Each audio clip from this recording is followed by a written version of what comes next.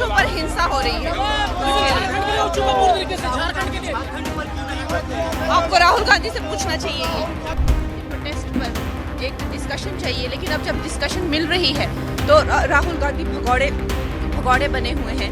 क्या संसद के अंदर छात्रों के मुद्दे पर सियासी घमासान अब और बढ़ने वाला है?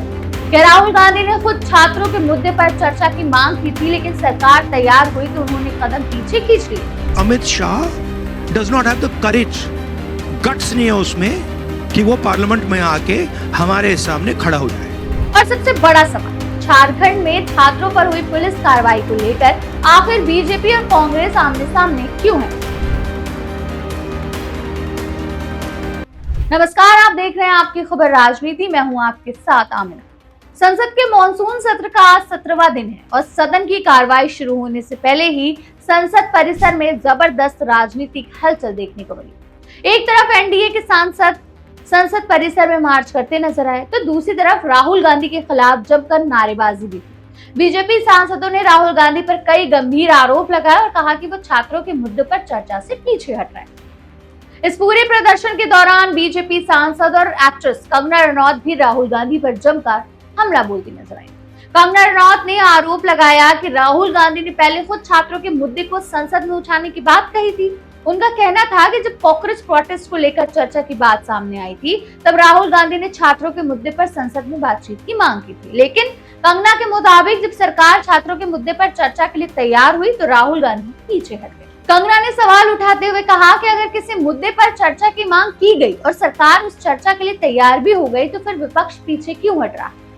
उन्होंने राहुल गांधी पर देश को धोखा देने का आरोप लगाते हुए कहा कि संसद की कार्रवाई लगातार बाधित हो रही और राहुल गांधी ने एक दिन भी संसद को ठीक से चलने नहीं दिया। अब बात करें संसद परिसर में लगे नारों की, तो एनडीए सांसदों के हाथों में पोस्टर और बैनर नजर आए। इस दौरान बीजेपी सांसदों ने नारा लगाया, झारखंड में हुए अन्याय पर राहुल गांधी जवाब दो। इसके अलावा एनडीए सांसदों की तरफ से राहुल गांधी माफी मांगो के नारे भी लगाए गए। यानी साफ है कि मॉनसून सत्र में अब राजनीतिक टकराव सिर्फ सदन के अंदर तक लिमिटेड नहीं रह गया, बल्कि संसद परिसर के बाहर भी दोनों पक्ष एक दूसरे पर खुलकर हमला कर रहे हैं। बीजेपी सांसदों ने इस दौरान कांग्रेस नेता प्रियंका गांधी को भी निशाने पर लिया।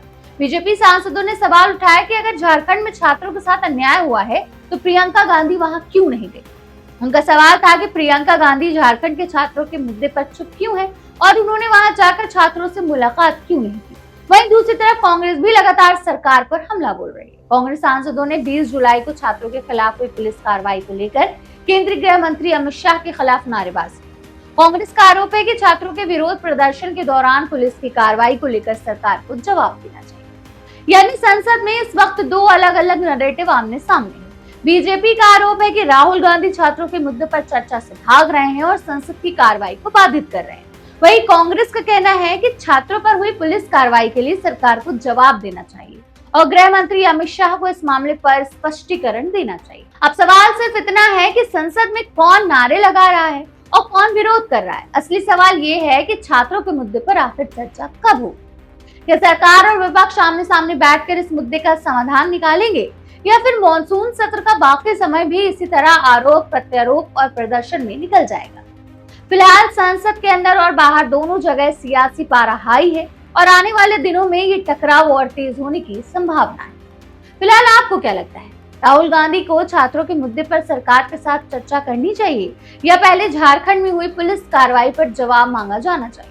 अपनी राय हमें कमेंट सेक्शन में जरूर बताइएगा और ऐसी ही बड़ी राजनीतिक और देश दुनिया की खबरों के लिए जुड़े रहिए आप।